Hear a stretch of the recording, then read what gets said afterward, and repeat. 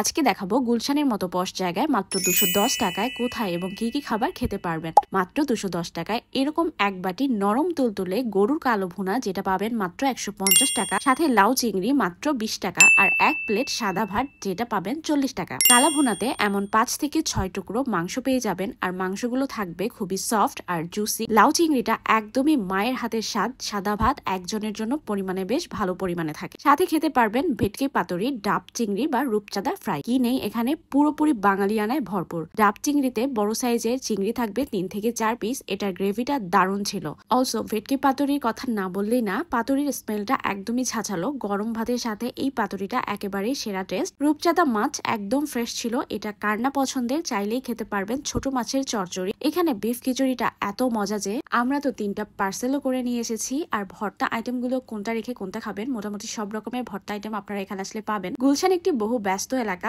Office going মানুষের ভিড় এখানে যেন লেগেই থাকে। আর এখানে সবকিছুর দাম বেশ চড়া হলেও এই হালাব বাঙালি রেস্টুরেন্টের সব বাঙালি খাবার খুবই রিজনেবল খেতে পারবেন। চাইলেই সকালের নাস্তাও করতে পারেন। পরোটা, সবজি, চিকেন স্যুপ অথবা নেহারি দিয়ে সবকিছু পাবেন একই ছাদের নিচে। প্লেসটার নাম হচ্ছে হালাব রেস্তোরাঁ। লোকেশন হচ্ছে গুলশান 2 গোল চত্বরের একটু সামনে। টাটা।